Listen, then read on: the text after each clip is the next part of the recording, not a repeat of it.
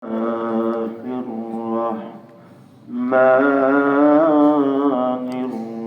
الرحيم لا خوف عليهم ولا هم يحزنون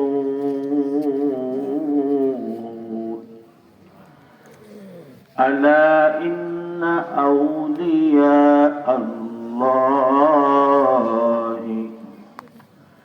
لا خوف عليهم ولا هم يحزنون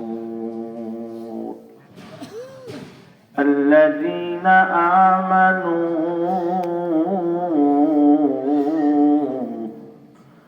وكانوا يتقون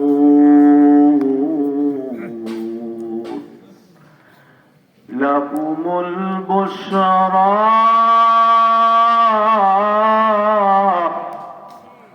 في الحياة الدنيا وفي الآخرة إلى آخر آية. وقال تعالى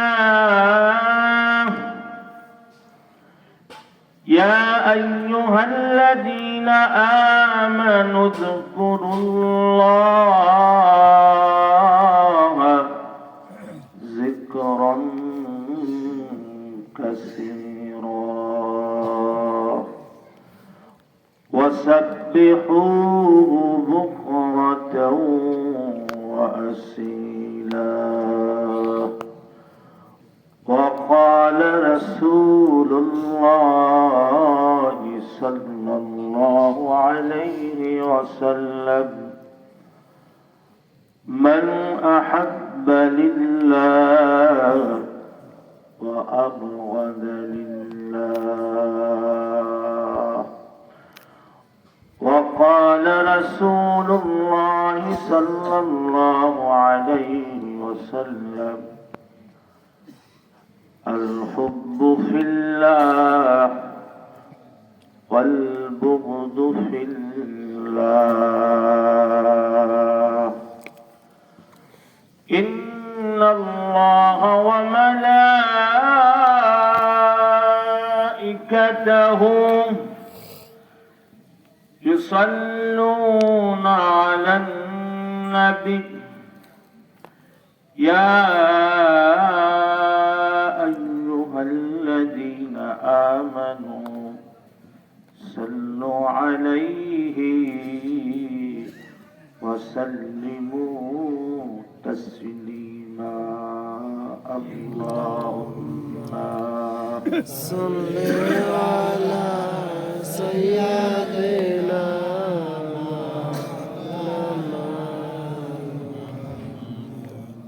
وعلى آل سيدنا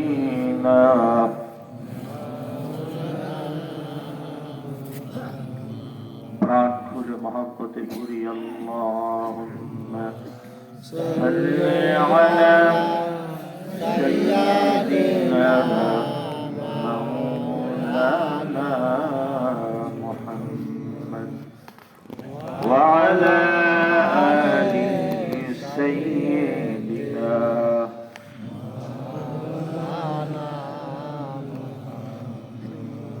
بلغ العلا بكماله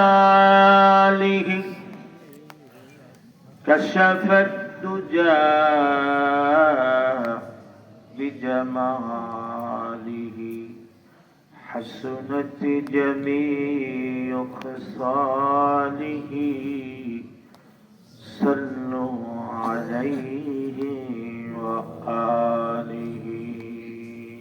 لا إله إلا الله لا إله إلا الله لا إله إلا الله لا إله إلا الله لا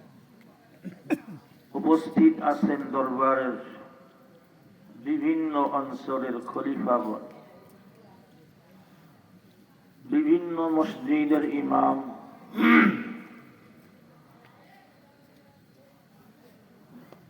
উপস্থিত আশিকিন জাকিরিন,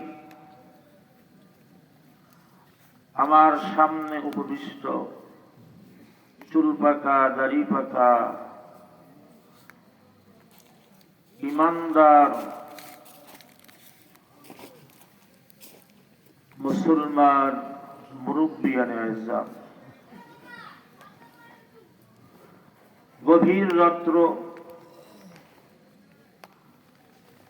সামিয়ানা ভেদ করে কুয়াশার পানি টপ টপ করে পড়তেছে।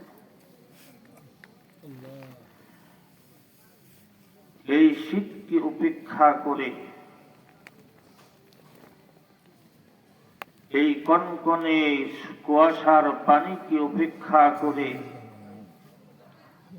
আমরা একজনের মহব্বতে বসে আছি। সুবহানাল্লাহ।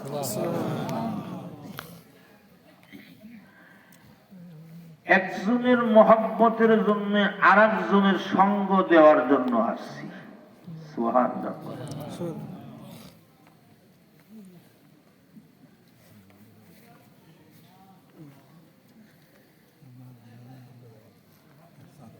যার মহব্বতে আসছি তিনি হলেন আল্লাহ।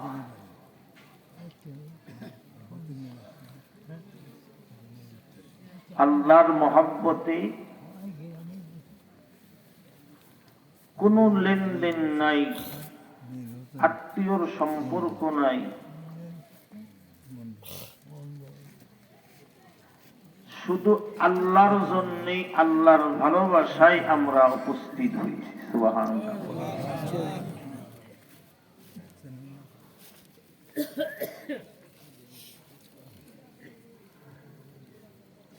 আল্লাহর জন্যে একটি অপরে মহব্বত করে, আল্লাহর জন্যে একটি অপরে উঠা বসা করে, মজলিসে বসে, আল্লাহর জন্যে একটি অপরে দান করে। আল্লাহর রাসূল আল্লাহ তাআলা হাদিসে কুদসির মধ্যে বলেন, যারা আমার জন্য এই মহব্বত, ভালোবাসা, উঠা বসা, দান করে, আমি আল্লাহ তাদেরকে ভালোবাসা আমার জন্য ওয়াজিব হয়ে যায়। সুবহানাল্লাহ।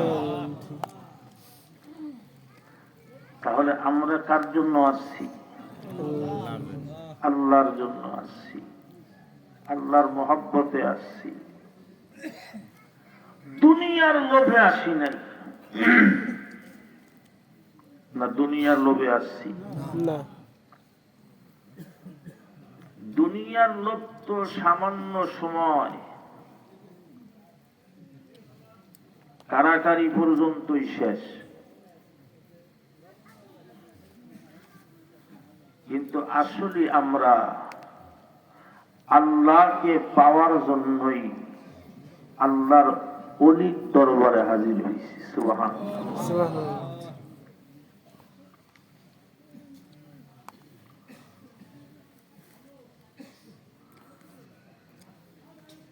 ওলি আল্লাহ,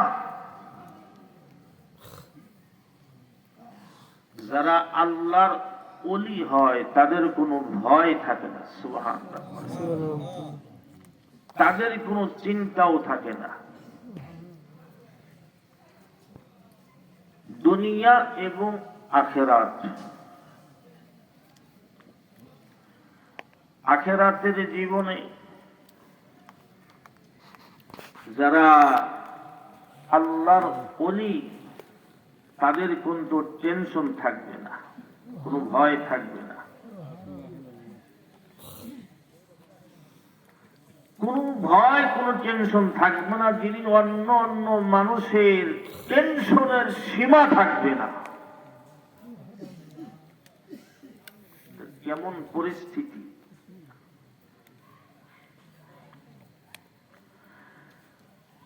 যেদিন মানুষ ভয়াবহ পরিস্থিতির মধ্যে থাকবে, ওই দিন আল্লাহর ওলিরা নূরের কুরসির মধ্যে বসা থাকবে। সুবহানাল্লাহ।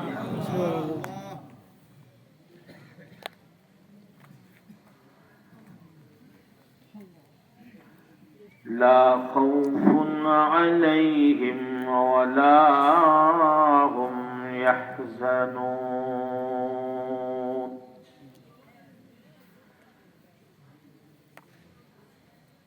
যেদিন মানুষ ভয়ে আতঙ্কগ্রস্ত হয়ে থাকবে, না জানি কপালে কি হয়। অথচ এক শ্রেণীর লোক, তারা নূরের চেয়ারের মধ্যে বসা থাকবে, তাদের কোনো টেনশন চিন্তা কাজ করবে না।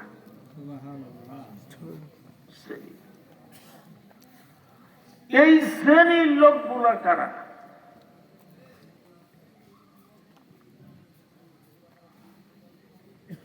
যাদের টেনশন থাকবে না, চিন্তা থাকবে না, তারা কোন শ্রেণীর লোক?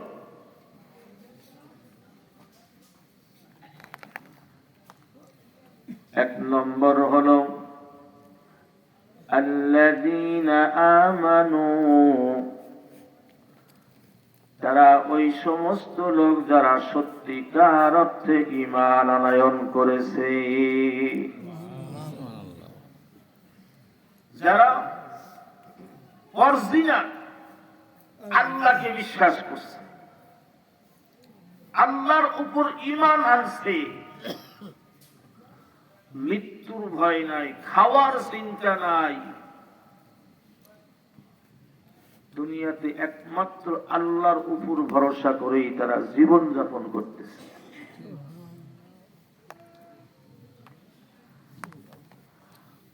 وَكَانُوا يَتَّقُونَ। দুই নম্বর স্তর হলো যারা নাকি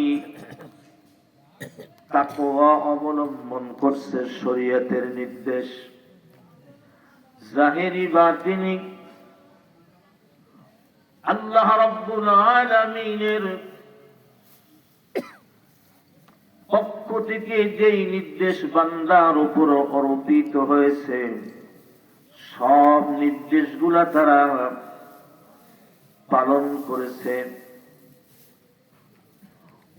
অন্যায় অবৈধ পন্থায় তারা জীবিকা উপার্জন করে নাই,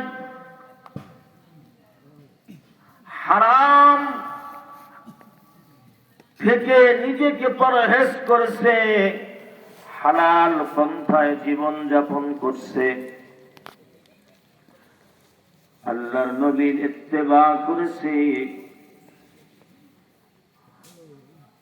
এদেরকেই বলা হয় মুত্তাকিন, তাকওয়া অবলম্বনকারী, পরহেজগার। যারা আল্লাহ রাব্বুল আলামিনের ওলি হবে, তাদের জন্য এক নম্বর হলো পরিপূর্ণভাবে আল্লাহর উপর ঈমান আনা। দুই নম্বর হলো তাকওয়া অবলম্বন করা, অর্থাৎ আল্লাহর ফরজ হুকুমগুলা একটাও বাদ দেয় নাই, সব পালন করছে। ফরজ নামাজ, ফরজ রোজা, ফরজ হজ, যাকাত, সমস্ত কিছুগুলাই পালন করছে। এক কথায় তারা তাকওয়া অবলম্বন করছে।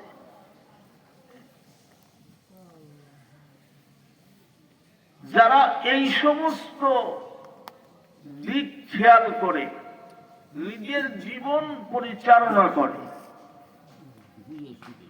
সর্বদাই আল্লাহ তাআলা জিকির আজকারের মধ্যে যারা দিন যাপন করে,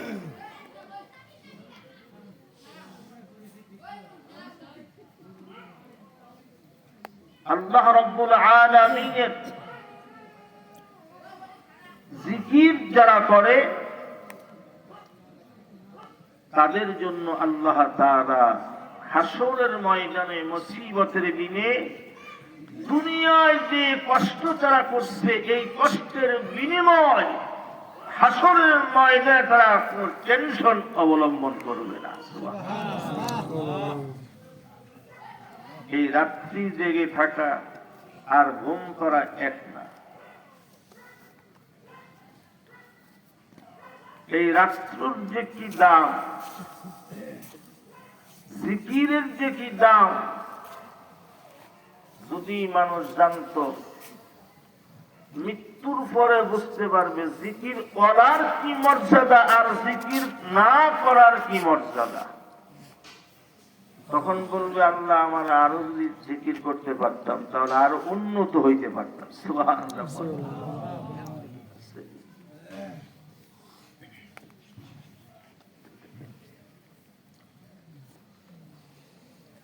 এই জন্যই আল্লাহ রাব্বুল আলামিন কুরআনুল হাকীমের মধ্যে ঘোষণা করছেন আল্লাহর ওলি যারা হবে তাদের কোনো ভয় থাকবে না, কোনো চিন্তাও থাকবে না। আর ওলি হইতে গেলে সর্বপ্রথম আল্লাযীনা আমানু, আল্লাহর প্রতি আস্থাভাজন ঈমান আনতে হবে, পরিপূর্ণ ঈমানদার, 50-50 না, অর্ধেক অর্ধেক না।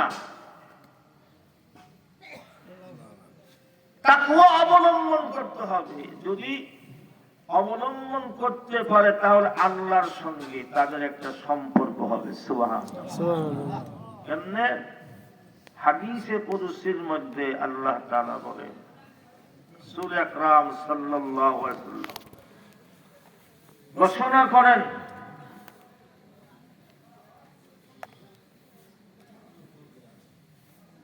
আল্লাহর ওলি যারা হয়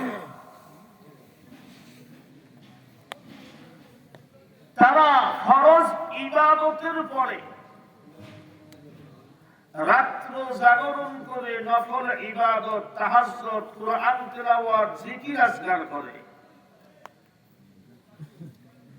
এই জিকির আজকার করার কারণে, নফল ইবাদত করার কারণে আল্লাহ তাআলার প্রিয় পাত্র হয়ে যায়। সুবহানাল্লাহ।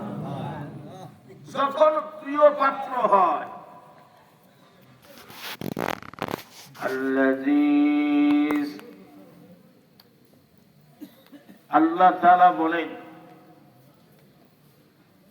যখন সে আল্লাহর প্রিয় পাত্র হয়ে যায়, আল্লাযী সামিআহু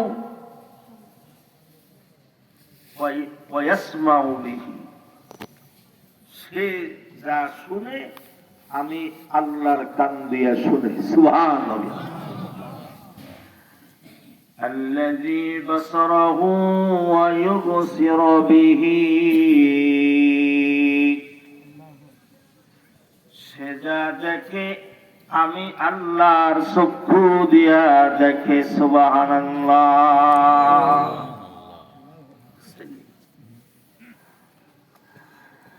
তাহলে এই মর্যাদা, এই ইজ্জত এমনি এমনি পাওয়া যাবে না। না যাবে? কি করতে হবে? বেশি বেশি পরিমাণে নায়েবে নবীদের, অর্থাৎ আল্লাহ ওয়ালা ব্যক্তির সহচর্য লাভ করতে হবে। এর দ্বারা কি হবে? আপনার সহচর্যের দ্বারা ভিতরের রং পরিবর্তন হবে। আপনি এক সময় একরকম ছিলেন, এখন আর এক রকম। এক সময় দাড়ি ছিল না, এখন দাড়ি হয়েছে। এক সময় মাথায় টুপি ছিল না, এখন টুপি দেন, রুমাল পরেন, সুন্নতি পোশাক পাঞ্জাবি গাইলেন। এটা কিন্তু এমনি এমনি হয় নাই, না হইছে? হয় না।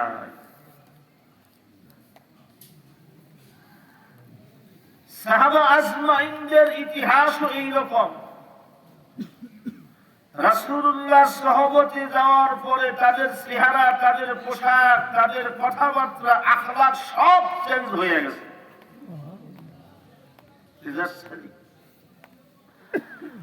তদরূপ একজন নায়েবে রাসূল বা আল্লাহর ওলির সহবতে যাওয়ার কারণে একজন সাধারণ মানুষ সেও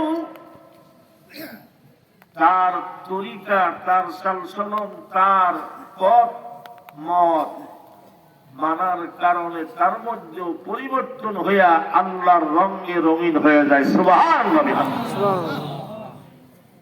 এক সময় কেমন ছিল আর এখন তার চেহারা, তার সবকিছু চেঞ্জ হয়ে গেছে, তাই না?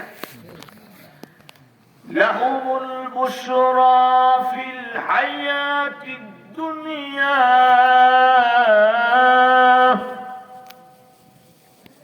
ওয়া ফিল আখিরাহ। মানুষটা যখন দুনিয়ার বুকে থেকে বিদায় নিয়ে যাবে, ও দুনিয়ার মানুষ, আল্লাহ তাআলা বলেন তার জন্য সুসংবাদ। লাহুমুল বুশরা ফিল হায়াতিদ দুনিয়া, দুনিয়ার জীবনেও তার জন্য সুসংবাদ।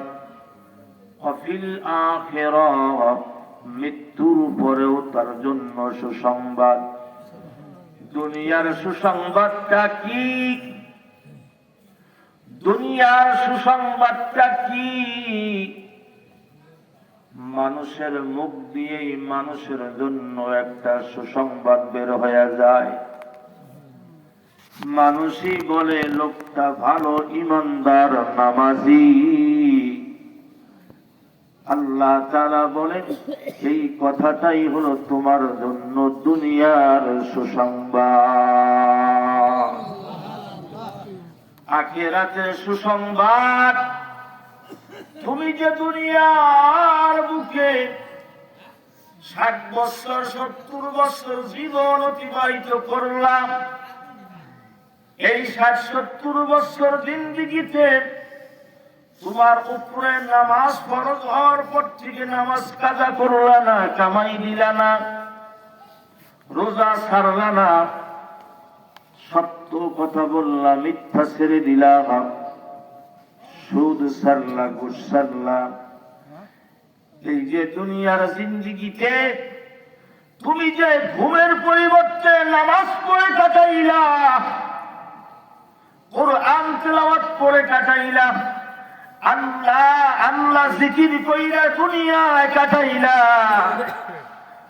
মানুষে বলতো তোমার পাগল, তুমি রাত্রি জাগরণ করে আল্লাহর জিকির করো, মানুষে তোমাকে পাগল বলে, কিন্তু এই রাত্র জায়গাটা তোমার বিফল যাবে না। হাসরের ময়দানে তোমার যেদিন আল্লাহ তাআলা তোমাকে যেদিন নূরের চেয়ারের মধ্যে বসাবে, নবীরা ঈর্ষা করবে, এরা কারা? এরা কোন শ্রেণীর লোক যারা এত দামি চেয়ারে বসা? এরা ওই সমস্ত লোক যারা দুনিয়ার জিন্দেগিতে রাত্রিতে না ঘুমাইয়া আল্লাহ আল্লাহ ডাকছে। এরা ওই সমস্ত লোক যারা দুনিয়ার জীবনে ঘুষের টাকা সামনে আসার পরেও ভয়ে ধরে নাই। এরা ওই সমস্ত লোক সুন্দরী মহিলা ডাকার পরেও তারা কাছে যায় নাই, আল্লাহর ভয়ে তাদের এই দুনিয়ার কাজগুলা বিফলে যাবে না। এদের দায়িত্ব আল্লাহ তাআলার জিম্মা। সুবহানাল্লাহ। তো আগে নিজেরা ফিট করতে হবে। কেমনে ফিট করবেন? সব জিনিসেরই একটা শান মান আছে, আছে না নাই? নিজের শরীরের মধ্যে কোন জামাটা পরলে নিজের ভালো লাগবে, সুন্দর লাগবে, মানুষ ভালো বলবে, নিজে বুঝেন। নিজের শরীরের মধ্যে কোন সময় কোন জিনিস মাখতে হবে, নিজের শরীর ঠিক রাখার জন্য সেটা বুঝেন। শরীর ঠিক রাখার জন্য কোথায় কোন কথা বললে নিজের মান সম্মান ঠিক থাকবে, মান থাকবে, সেটাও বুঝেন। মানুষের অন্তরের মধ্যে, এই দেহের মধ্যে একটা জায়গা আছে যার নাম কি? কলব। আছে না নাই? লিকুল্লি শাইইন সিকালা ওয়া সিকালাতুল কুলুবি যিকরুল্লাহ। সুবহানাল্লাহ। পড়ে কলবের একটা শান আছে না নাই? আছে। কলবের শান কি? লা ইলাহা ইল্লাল্লাহ, লা ইলাহা ইল্লাল্লাহ, লা ইলাহা ইল্লাল্লাহ, লা ইলাহা, লা ইলাহা ইল্লাল্লাহ, লা ইলাহা, লা ইলাহা ইল্লাল্লাহ, মুহাম্মাদুর রাসূলুল্লাহ সাল্লাল্লাহু আলাইহি ওয়াসাল্লাম। এরা দুনিয়া বুঝে না, দুনিয়াদারির জন্য কষ্ট করে নাই। সুবহানাল্লাহ। দুনিয়ারে তুচ্ছ মনে করছে। বাল তুকসিরুনাল হায়াতাদ দুনিয়া ওয়াল আখিরাতু খায়রুন ওয়া আবকা। আল্লাহ নিজেই বলছেন, আমরা দুনিয়ারে প্রাধান্য দেই, দুনিয়ারে বড় মনে করি। আল্লাহর ওলিরা দুনিয়ারে ছোট মনে করিলে আখিরাতকে প্রাধান্য দিতে। সুবহানাল্লাহ। আর আল্লাহ তাদের জন্য সহায়ক হয়ে গেছে।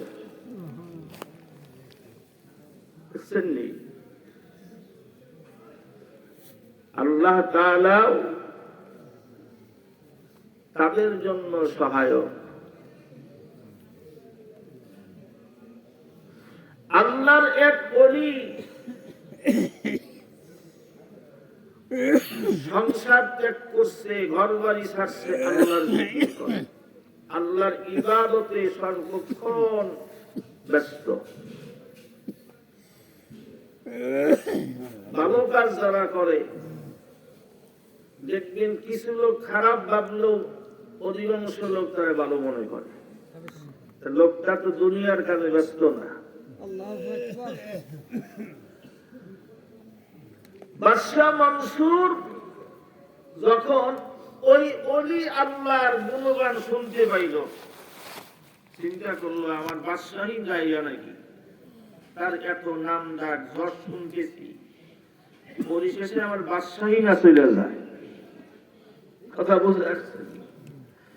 উজিরে ডাক দিছে, উজির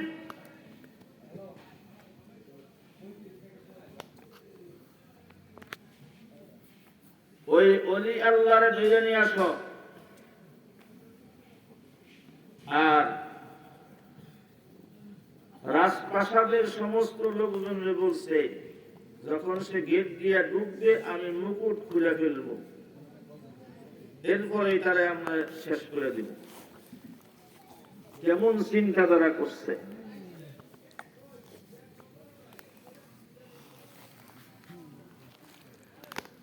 উজির চিন্তা করতেছে, যে ব্যক্তি দুনিয়ার কোনো কাজে ব্যস্ত না, দুনিয়ার বাদশাহী চায় না, রাজত্ব চায় না, সংসার ছেড়ে দিয়েছে, ঘর ছেড়ে দিয়েছে, দুনিয়া ছেড়ে আল্লাহ আল্লাহ জিকিরের মধ্যে ব্যস্ত রয়েছে, তার সঙ্গে আপনার কি শত্রুতা? সে তো বাদশাহী দখল করতে আসতেছে না, তার সঙ্গে আপনার কি শত্রুতা?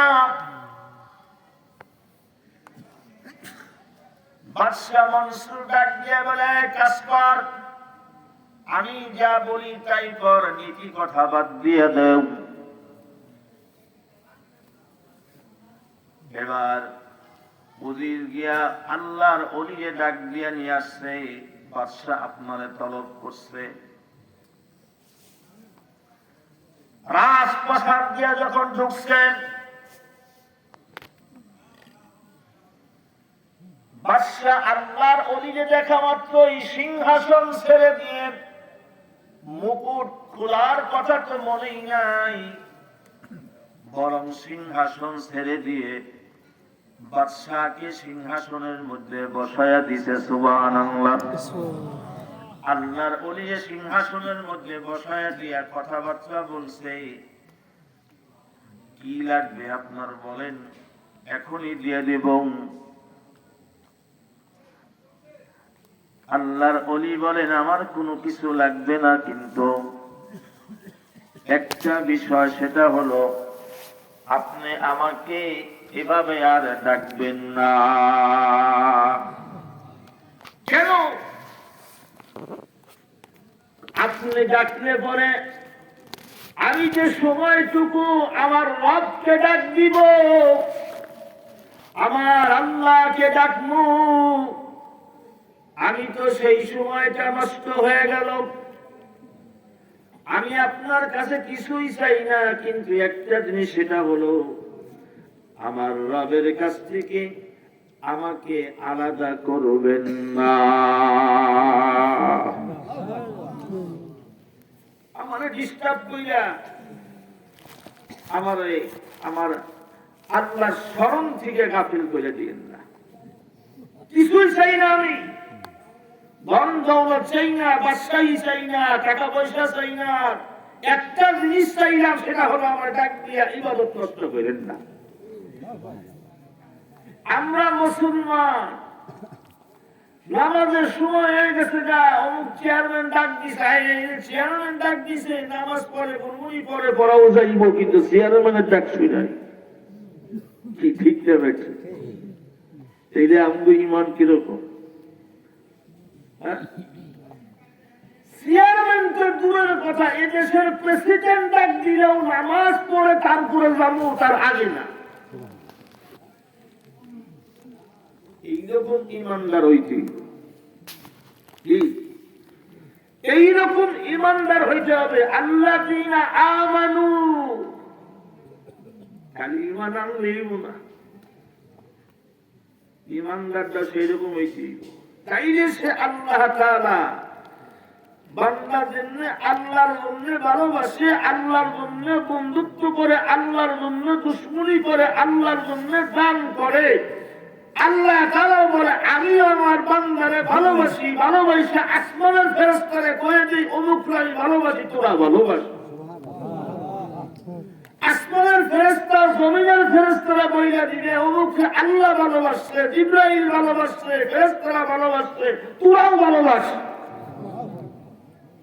জমিনের ফেরেশতারা দুনিয়ার মানুষের অন্তরের মধ্যে বলে দিবে, ওরে ভালোবাস। সুবহানাল্লাহ। এমনি ভালোবাসাইব সহজ হইতো না।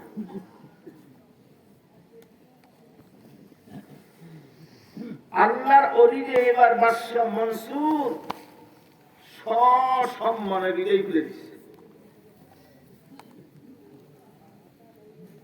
উজিরেরা কয় আপনি না কইলেন বাদশা আইলে মুকুট খুলবেন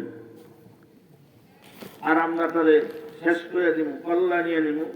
কই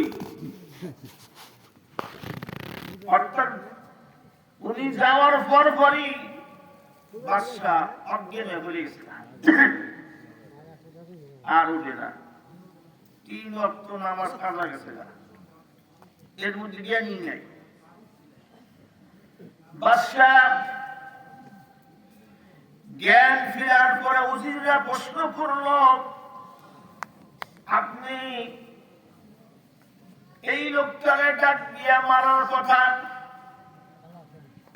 হত্যা করার কথা চিন্তা করলেন, আবার প্রস্তুতিও নিলেন, কিন্তু মারলেন না, কারণ কি?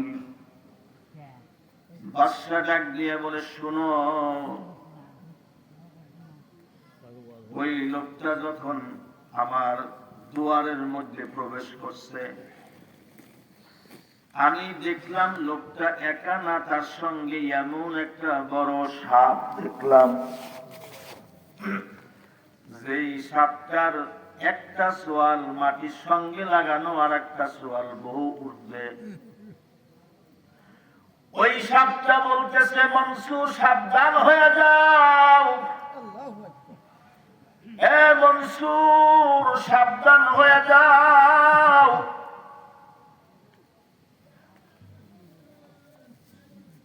এই অলির যেন একটা পশম যেন না লড়ে, যদি লড়ে তাহলে তোমার এই রাজপ্রাসাদ সহ আমি গিলে শেষ করে দেব। বাদশা মনসুর ডাক দিয়ে বলে, উজির রে, আমি এই ভয়ে ওই আল্লাহর ওলিকে কিছু করতে পারি নাই, বরং আমি বেহুশ হয়ে গেছি। হাদিসে কুদসির মধ্যে আল্লাহ তাআলা বলেন, আমার ওলি যারা হবে তাদের সঙ্গে যে দুশমনি করবা, আমি আল্লাহর সঙ্গে দুশমনি করা হবে। আমি আল্লাহর সঙ্গে যদি দুশমনি শুরু হয়ে যায়, দুনিয়ার মানুষ তো দূরের কথা, তাম পৃথিবী একসঙ্গে আসলেও পারবা না। কি পারা সম্ভব? আল্লাহর সঙ্গে যুদ্ধ করা কখনো না, সম্ভবই না। তাহলে কি করা দরকার? নিজের আল্লাহর জন্য তৈরি করা দরকার, আল্লাহর মহব্বতের জন্য নিজের ফিট করা দরকার। কারণ এই দুনিয়া আজ আছি কাল নাই, কাল কই থাকবো হিসাব আছে? হিসাব নাই। তাহলে দুনিয়ায় থাকা অবস্থায় সমস্ত কিছু ত্যাগ করতে হবে, হিংসা বিদ্বেষ যা আছে সব বাদ দিতে হবে। এই জন্যই তো আল্লাহওয়ালার সংস্পর্শে যাওয়া গেলে কি লাভ হবে? হাদিসের মধ্যে মিসাল দিলেন রাসূল আকরাম সাল্লাল্লাহু আলাইহি ওয়াসাল্লাম,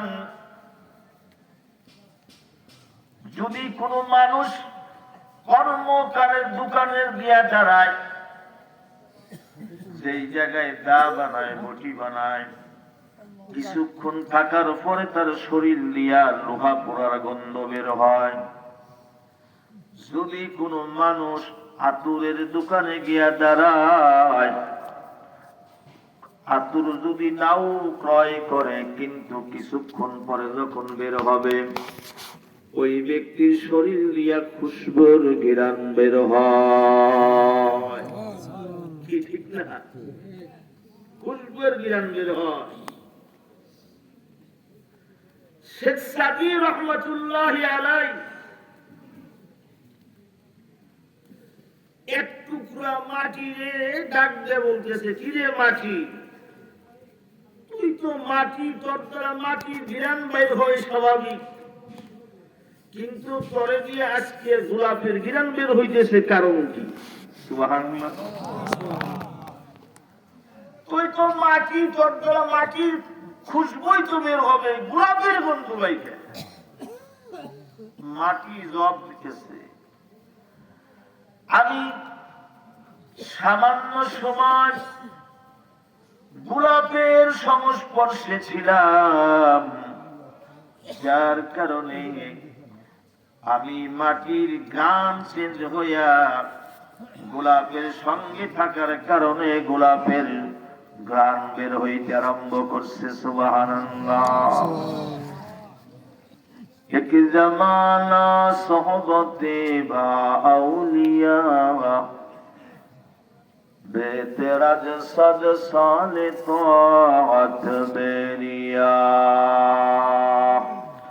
अल्लाह अल्लाह क्या मुबारक नाम है, अल्लाह अल्लाह मोमिनों का कम है।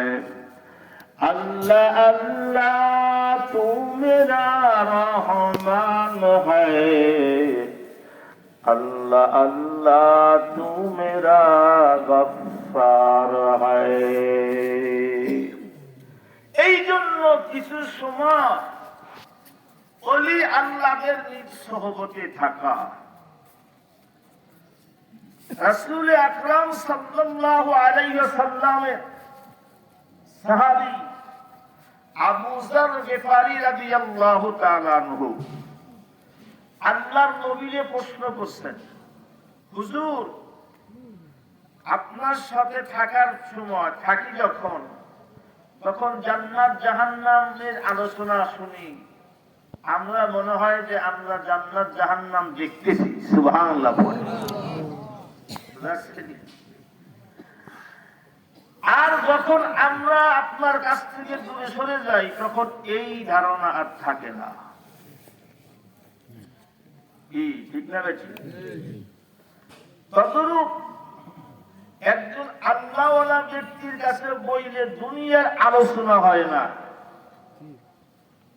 কোন দেশের আলোচনা হয়? চিরস্থায়ী ঠিকানা সেই দেশের আলোচনা শুরু হয়ে যায়। সুবহানাল্লাহ বলে। দিলটা নরম হয়, চোখ দিয়া পানি বের হয়। ওই পানির যে কত দাম এখন না বুঝলেও যেদিন বিপদে পড়বেন ওই দিন বুঝবেন। ঠিক না ঠিক? যে পানিটার কি দাম, এক ফুটা পানি আপনার জন্য জাহান্নামের আগুন হারাম হয়ে যাবে। সুবহানাল্লাহ। যদি সেই পানিটা আল্লাহর ভয়ে চোখ দিয়ে বের হয়, কার ভয়ে? আল্লাহর ভয়ে বের হয়, তাহলে সেই পানির দাম। আর এক ফুটা রক্তের সেই দাম, যে রক্তটা আল্লাহর জন্য জমিনে নির্গত হয়।